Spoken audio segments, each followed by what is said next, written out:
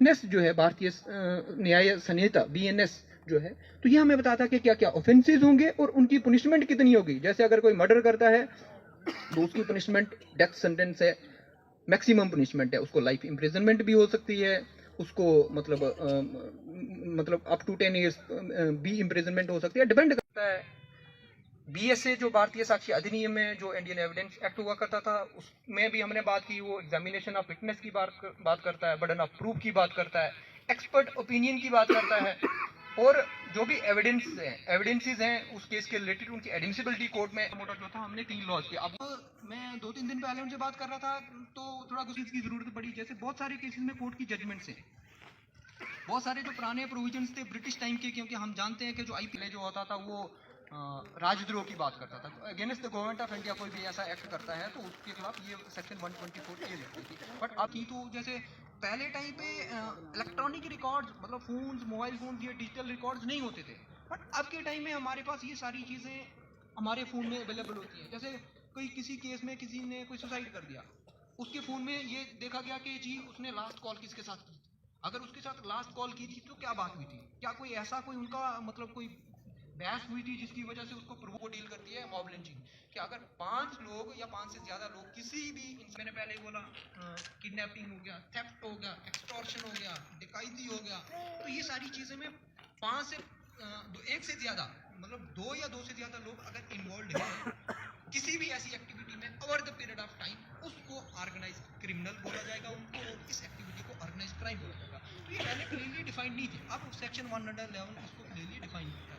तो इसी तरह से हम एक एक करके सब नई जो सेक्शंस ऐड हुई हैं, जो डिलीट हुई हैं, उन पे बात करेंगे। मैं लेकिन जनरल आपको एक ओवरव्यू देना चाहता हूं। जब कोर्ट में बात जाती है तो उसकी लड़की के नाम पे विशाखा गाइडलाइंस 1997 में कोर्ट ने मतलब बताई कि वर्क प्लेस पे कैसे वुमेन्स को ट्रीट किया जाना चाहिए। सेक्शन 69 करके है BNS की, वो कहती है कि अगर कोई भी इंसान डिसीटफुल मीन्स से, अगर मतलब भारतीय न्याय संहिता उसमें एक नई सेक्शन डाली गई है कि अगर कोई भी इंसान किसी भी बच्चे को उसको हायर करता है या तो उसको मतलब किसी ऐसे मकसद के लिए यूज करता है, इंगेज करता है या एम्प्लॉय करता है कोई ऑफेंस कमिट करने के लिए, तो उस इंसान को भी 10 साल तक की सजा हो सकती है। तो देखो क्लियर कट, मत किसी को भी इंस्टिगेट करते हैं कि ये क्राइम, कोई क्राइम करने के लिए, उसमें भी 3 चीजें हैं, या तो इंस्टिगेट करते हैं, या तो किसी भी क्रिमिनल XYZ कोई भी इंसान है उसके साथ मेरी नहीं बनती है और मैं तो सोच रहा हूं कि उसका मर्डर कर दूं। लॉज आए हैं इनके बारे में अवेयर करें, तो इन्होंने बड़ा डिटेल में आप सभी लोगों को समझाया है जो भी हमारे नए 3 लॉज आए हैं उनके बारे में। और मुझे जब वही चल रहे थे तो 2023 में जब हमने ये नए लॉज इंट्रोड्यूस किए हैं तो इसकी ज़रूरत क्यों पड़ी। एक मेन है कि हम लोगों को इस पे विचार करने की इसलिए ज़रूरत पड़ी थी कि बहुत सारी चीज़ें जो हैं टाइम के साथ चेंज हो जाती हैं, लेकिन वो जो पुराने कहते थे ना अंग्रेजों के ज़माने के जो सिस्टम चलते आ रहे हैं, अगर हम उनको अपडेट नहीं करेंगे तो आज की डेट में उनका रेलिवेंस जो है वो नहीं रहता है। तो चेंज हर चीज़ में ज़रूरी है। जैसे अभी इन्होंने बात की थी और आप सभी लोग जानते हो कि हमारे समाज में और ख़ासकर हमारी स्टेट जो है, इसमें जो मोबाइल का चलन है ये लगभग मुझे लगता है 2003 में शुरू हुआ था, और सबसे पहले इन्होंने कठुआ में और जम्मू में ये मोबाइल वगैरह इशू किए थे। ठीक है, इससे पहले क्या था कि ये चीज़ें नहीं होती थी और क्राइम का जो नेचर रहता था वो भी अलग तरह का होता था। आज की डेट में आपने देखा होगा कि पुलिस कहीं भी किसी साइट पे जाती है या किसी के घर में रेड करती है तो जाते ही पहले उनके फ़ोन ले लिए जाते हैं, जहां उनका लैपटॉप वगैरह जो है उनको वो सीज कर लेते हैं और अपनी कस्टडी में ले लेते हैं। ठीक है ना। बहुत सारे लोग टीवी वगैरह देखते होंगे, जो जितने भी हमारे क्राइम से जुड़े हुए वो आते रहते हैं। आप सावधान इंडिया लगा लो, जहाँ दूसरा क्या आता है, एक और बड़ा पॉपुलर सीरियल था 20-30 साल से चल रहा है, क्या नाम था, CID करके था शायद। तो कहने का मतलब है आप लोगों ने उसमें भी देखा होगा क्या रहता है कि क्राइम जरूरी नहीं है मैनुअली हो रहा है, जहाँ कोई हथियार का इस्तेमाल करके पता नहीं फ़ोन से कैसा उसका इस्तेमाल किया जा रहा है कि चीज़ें मैनिपुलेट करके कहीं से भी इम्प्लीमेंट करवाई जा रही हैं, है ना। तो इन चीज़ों को कैसे टैकल करना था कि अगर पुराने हिसाब से चलते रहते तो फिर तो नहीं चीज़ें वो वाली सॉर्ट आउट होती थी ना। तो कहने का मतलब ये है कि क्योंकि नई चीज़ें इंट्रोड्यूस समाज में हुई, क्राइम का नेचर भी चेंज हुआ और फिर इन चीज़ों को डील करने के लिए हमारे जो लॉज थे इनको भी चेंज करने की ज़रूरत आन पड़ी, तो इसलिए ये लॉ जो थे चेंज करवाए। कि 0 FIR के बारे में किसी को पता था? नहीं पता था। तो 0 देखें, कानून जो है, कानून किस लिए बनाए जाते हैं? कानून बनाए जाते हैं हमारे समाज में जो लॉ एंड ऑर्डर है उसको मेंटेन करने के लिए। एक आदमी है वो क्राइम करता है और उस क्राइम के कारण एक आदमी जो है वो सफ़र करेगा। हो सकता है एक से जुड़ा हुआ है, जहाँ बहुत सारे लोगों से, हो सकता है हमारे पूरे समाज से चीज़ जुड़ी हो। तो बहुत सारी चीज़ें इन्होंने जैसे अभी बताई हैं, जैसे तो पहले 0 FIR का इन्होंने बताया कि कहीं भी क्राइम होता है आप कहीं से भी उसकी FIR जो है वो करवा सकते हैं। हमें सबको ये पता होना चाहिए, ठीक है ना। जरूरी नहीं है कि जम्मू में कोई क्राइम हुआ था तो हम जहाँ पे बैठे हुए हैं हमें पर्टेन करता था, हमने FIR नौशहरा पुलिस स्टेशन में करवा दी, बाकी प्रोसीजर जो हो चलता रहेगा। लेकिन हमें पता होगा तभी तो कर पाएंगे ना। एक तो वो चीज़ थी 0 FIR है। अच्छा, दूसरे नंबर कहीं ऐसे हो जाता कि क्राइम हमारे समाज में होता है लेकिन हम उसको मतलब वो रिफ्लेक्ट नहीं कहीं करते, रिपोर्ट नहीं करते। रीज़न क्या होता है? हम सोचते हैं नहीं यार इसमें कुछ भी नहीं होगा, तो ये हो जाएगा वो हो जाएगा, तो रिपोर्ट नहीं होता। तो उससे क्या होता है कि जो छोटा क्राइम करता है ना, कल को वो उससे बड़ा क्राइम करता है। तो अगर हम रिपोर्ट करते हैं तो फिर एटलीस्ट जैसा उन्होंने बताया कि आदमी मिलेगा या नहीं मिलेगा, लेकिन उसका प्रॉपर जो है उसकी इन्वेस्टिगेशन होगी, केस जो है परस्यू करेगा और एक आने वाले टाइम पे उसको जो भी अगर वो आइडेंटिफाई होता तब भी, नहीं तो जो विक्टिम है उसका जो बनता होगा वो उसके हिसाब से उसको टैकल किया जाएगा। मैं आज के इस कैंप के बारे में जस्ट ये कहूँगा, क्योंकि भारत सरकार ने नए 3 कानून जो हैं उनको लागू किया था और पुराने कानून जो थे उसमें कुछ मॉडिफिकेशन वगैरह हुई थी।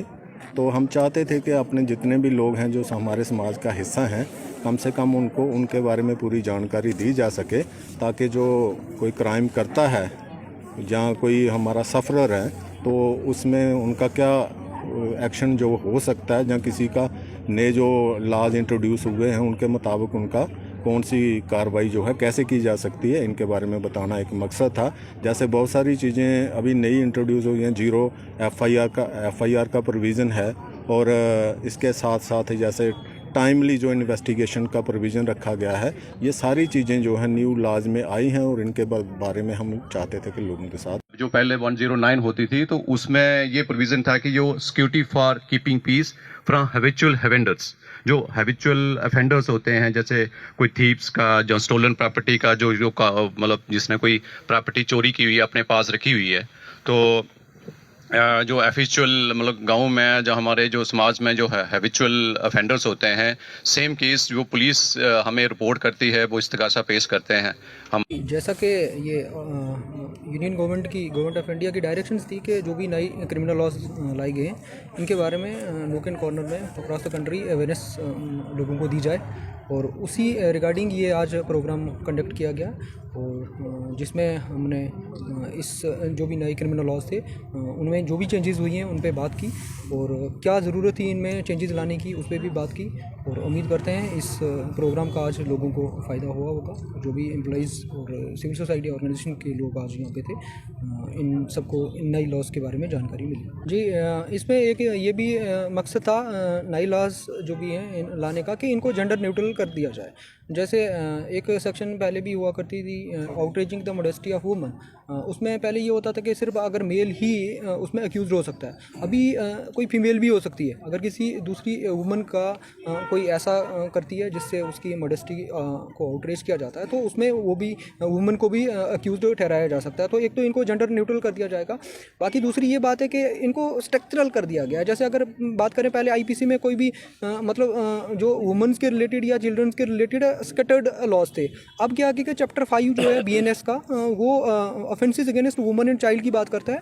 तो एक ईज़ हो जाती है कि उनके जो अलग एक ही जगह वो चीज़ें दी गई हैं, समझने में भी मदद होती है और नई भी जो सेक्शंस ऐड की गई हैं। जैसे मैंने बात की सेक्शन 69 जो है BNS की है, डिसीटफुल मीन्स का यूज़ करना या फॉल्स प्रॉमिस से किसी वुमन के साथ सेक्सुअल इंटरकोर्स करना, उस अक्यूज्ड को 10 साल तक की सज़ा मिल सकती है। तो इन नई चीज़ों को ऐड किया गया है। चिल्ड्रन के रिलेटेड जैसे मैंने सेक्शन 95 BNS की बात की, हायरिंग एम्प्लॉइंग और engaging any child to commit an offence, तो उसमें भी जो बंदा ऐसा इस केस में इन्वॉल्व होता है तो उसको भी 10 साल तक की सज़ा हो सकती है। तो काफ़ी अच्छी चीज़ें हैं जो ऐड की गई हैं, जो टाइम के साथ ऐड होनी चाहिए थी, और उम्मीद करते हैं कि ये अवेयरनेस जो भी लोगों के मंग दी गई है इसका फ़ायदा लॉन्ग टर्म के लिए।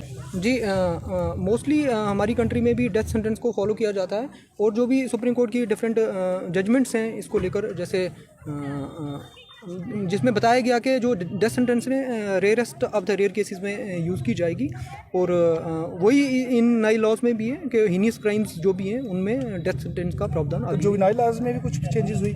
जुवेनाइल लॉज में जैसे चिल्ड्रन को लेकर मैंने बात की कि वो सेक्शन 95 की बात की, वो है। सेक्शन 99 भी है जो चिल्ड्रन को वो हायर करके प्रोस्टिट्यूशन में यूज़ करना, उसके रिगार्डिंग भी सेक्शन 99 BNS डाली गई है, जिसमें अक्यूज़ड को मतलब सज़ा मिल सकती है। जी, देखिए, वही प्रोसेस है, वही आज लोगों से भी ये इंटरेक्ट करने का मौका मिला तो बताया गया कि कोई भी केस है उसमें जब तक विटनेसेस नहीं होंगे तो वो केस अधूरा रह जाता है। तो